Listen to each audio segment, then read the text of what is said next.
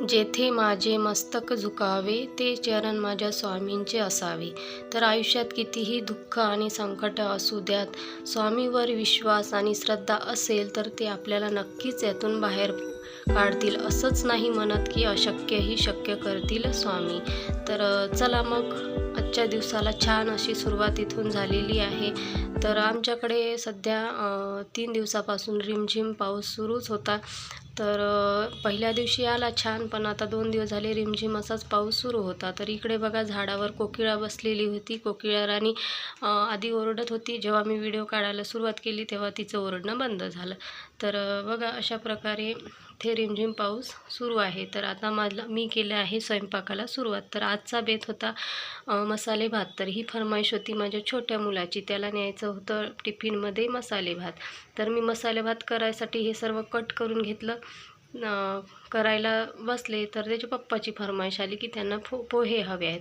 तर आता पाऊस असल्यामुळे ते सध्या घरीच आहे, त्याच्यामुळे त्यांना नाश्ता हवा होता. तर आम्ही नाश्ता तुम्हाला मागच्या व्हिडिओमध्ये सांगितलं की नाश्ता हा क्वचितच असतो आणि आम्ही नाश्ता करायचा असला तर 5-5:30च्या दरम्यान करतो, कारण मुलं शाळेतून येतात, आल्या आल्या त्यांना काही ना काही खायला लागतं. त्याच्यामुळे मग मी नाश्त्याचं हे 5-5:30च्या दरम्यान बनवते. पोहे, उपमा जे मुलांना खावं वाटेल ते मी बनवते. तर मुलांची फरमाईश असते त्याप्रमाणे आपलं चालू असते. तर चला मग आता मी इकडे थोडा कांदा एक्स्ट्रा कापून घेतला आहे आणि इकडे मी पोहे भिजत ठेवत आहे. तर मी आधी 1-2 पाण्यानं स्वच्छ धुवून घेते.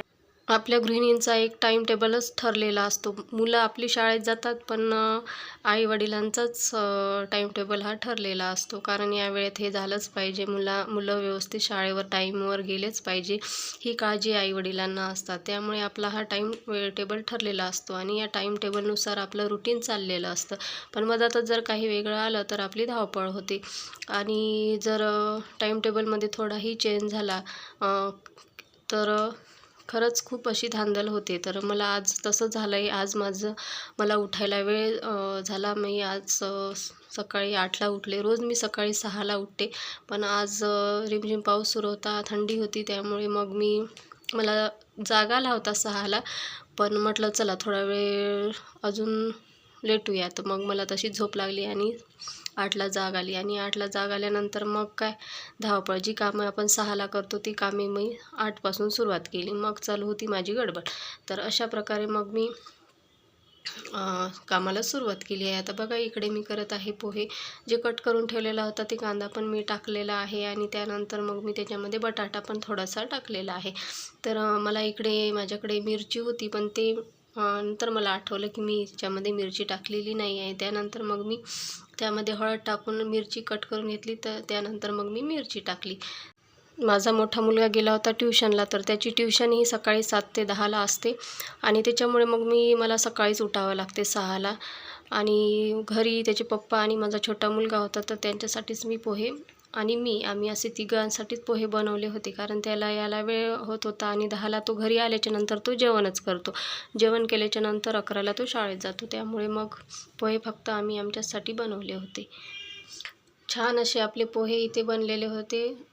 स्मेलसुद्धा खूप छान येत होता आणि कलरसुद्धा बघा खूप छान असा कलर याला आलेला आहे. तर यामध्ये यानंतर मग मी थोडी साखर यामध्ये घातली. तर बरेच जण म्हणतात तुम्ही साखर का घालतात, पण थोडी चिमटभर जर साखर यामध्ये टाकलं तर खरंच पोह्याला खूप छान अशी चव याला येते. तर माझ्याकडे सांबार वगैरे नव्हता, तर भाजीवाला यायचा होता आणि हे आणायला जर म्हटलं तर मग आतमध्ये मार्केटमध्ये जावं लागत होतं. मग त्यामुळे मी जे आहे ते त्यामध्येच ते बनवले.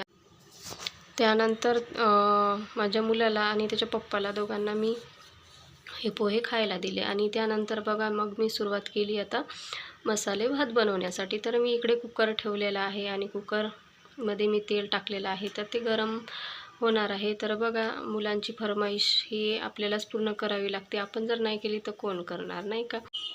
चालू होतं माझं फास्ट बनवणं, कारण यावेळी वाजले होते 10 आणि 10:30ला येणार होता माझ्या मुलाचा ॲटो. तर तो 10:30ला रोज स्कूलमध्ये जातो. 10:30ला इथे ॲटो येतो आणि 10:30ला तो निघतो आणि सायंकाळी 5:30ला तो परत येतो. त्यामुळे मला वाटायचं होते की नाही त्याच्या वेळेपर्यंत, म्हणून माझं इकडे फास्ट करणं चालू होतं. तर बघा इकडे मी साहित्य सर्व टाकून घेतलेलं आहे आणि आता इकडे छान असं हे होऊ देणार आहे. त्यानंतर त्याच्यामध्ये टोमॅटो वगैरे टाकून त्यामध्ये मग मी स्वच्छ असे तांदूळ धुवून त्यामध्ये टाकणार आहे. आज तर माझी सर्वच कामं राहिलेली होती, करायची होती. देवपूजासुद्धा आज व्हायची होती. तर आज माझा इकडे चालू मसाले भात. आता तुम्ही म्हणाल यावर ही मसाले भात केला की माझा स्वयंपाक झाला, तर नाही, असं नाही. कारण काही जणांना हा भात आवडतो, काही जणांना नाही आवडत. मग काय, त्यांना भाजी पोळी ही मला बनवावीच लागते.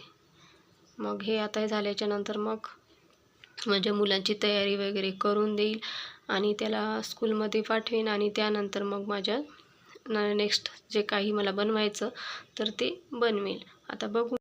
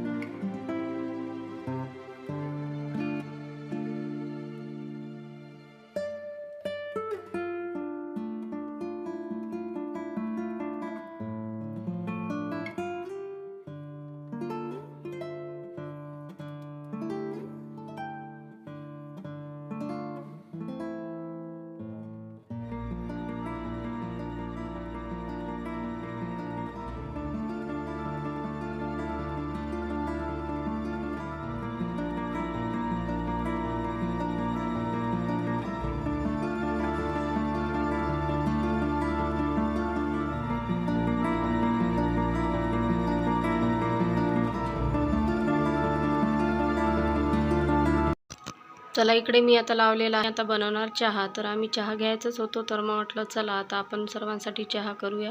तर इकडे मी चहा करायला ठेवला आहे आणि सर्वांसाठी चहा मी करणार आहे. चहा वगैरे घेऊन झालेला आहे. तर इकडे कुकरसुद्धा झालेला आहे. तर मला वाटतं 10 मिनटात हा कुकर झालेला आहे. तर बघा, छान असा आपला इथे भात तयार झालेला आहे. तर मी आता एका डिशमध्ये थोडा काढून ठेवणार, कारण माझ्या मुलाला टिफिनमध्ये द्यायचा आहे. तर तो गरम आहे, तर तो थंड होण्यासाठी मी ठेवणार. थंड झाल्याच्या नंतर त्याच्या मग त्याला टिफिन भरून देणार. तर बघा किती छान असं झालेलं आहे. तर माझा छोटा मुलगा गेलेला आहे स्कूलमध्ये. तर मग त्यानंतर मी नेक्स्ट केलेलं आहे माझ्या मोठ्या मुलाला विचारून. तर त्याला हवी होती वड्याची भाजी. तर वड्या ह्या मुगाच्या डाळीच्या वड्या आहे, ज्या आपण उन्हाळ्यामध्ये करून ठेवत असतो. तर त्याच्या ह्या वड्या आहे. तर तो व्हिडिओ मला शूट नाही करता आला. तर माझ्या इकडे पोळ्या वगैरे झालेल्या आहे आणि भाजी पण झालेली आहे. आणि आता हे मी माझ्या मोठ्या मुलाला ताट वाढून देत आहे. तर इकडे मी मसाले भात त्याला थोडा वाढून पाहते, बघूया खातो की नाही ते. आणि इकडे भाजी मी सुद्धा वाढून दिलेली आहे. तर तो जेवणार आणि त्यानंतर तो सुद्धा आंघोळ करून स्कूलमध्ये जाणार. चला, आता सर्वांची जेवणं वगैरे झालेली आहे आणि आता राहिलेलं आहे मेन काम, ते म्हणजे किचन वाटा आवरायचा, किचन आवरायचं. तर मला हे खूपच जास्त असं भारी हे काम वाटतं. मला वाटतं तेवढ्या वेळात मी माझा स्वयंपाक पूर्ण करते, पण मला किचन वाटा आवरायला खूपच वेळ लागतो. कारण भांडी एवढी पडलेली असतात आणि एवढा किचन वाटावरच सारा पसारा पडलेला असतो आणि तो आवरायचा म्हणजे माझा कमीत कमी अर्धा ते पाऊण तास त्यामध्ये जातो. तर इकडे बघा, मी आधी सर्व जी भांडी वगैरे आहे तर ती मी पूर्ण धुवून घेणार आणि त्यानंतरच मग किचन वाटा स्वच्छ करणार. जोपर्यंत आपण किचनवरचे जे भांडी वगैरे आहे ते आवरणार नाही, त्याशिवाय आपल्याला किचन वाटा हा स्वच्छ धुताच येणार नाही. त्यामुळे मग मी आधी सुरुवात केली आहे किचन वाटा धुण्यास.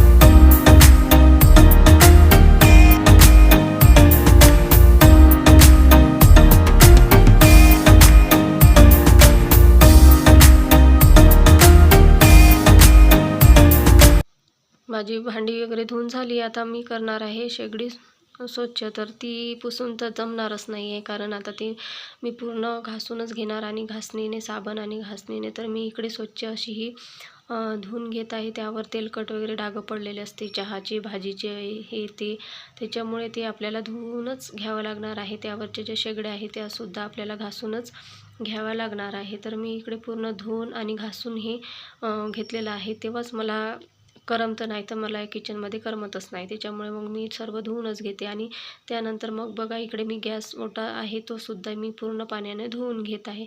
तर तेही धुतल्यानंतर पाणी मी पूर्ण पुसून घेते आणि स्वच्छ असा चकाचक करते. तेव्हाच मला इथे किचनमध्ये करमते, त्याशिवाय मला करमत नाही. तर मी अशा प्रकारे किचन वाटा हा स्वच्छ करून घेतलेला आहे. किचन वाटा हा एल आकाराचा आहे. आधी या साईडनं धुवून घे, तर मग इकडे बाजूला आहे ओटा अर्धा, तर ते सुद्धा मी धुवून घेते.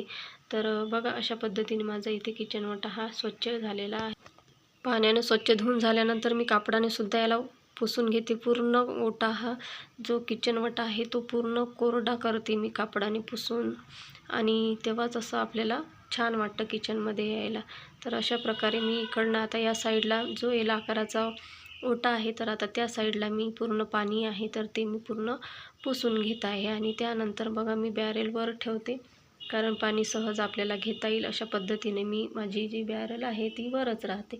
आणि तिथलंसुद्धा ते खाली ठेवून मी तो सुद्धा किचन वाटा मी स्वच्छ करून घेतला, म्हणजेच पाण्याने पूर्ण धुवून घेतला. आणि त्यानंतर आता बघा, मी इथे कापडाने सुद्धा हे स्वच्छ असं पुसून घेत आहे. 2 वेळा कापड धुवून पुन्हा असं त्याच्यामधलं पाणी पिळून मी पुन्हा पुसून घेत आहे. तर अशा प्रकारे माझ्या किचनची इथे साफसफाई झालेली आहे.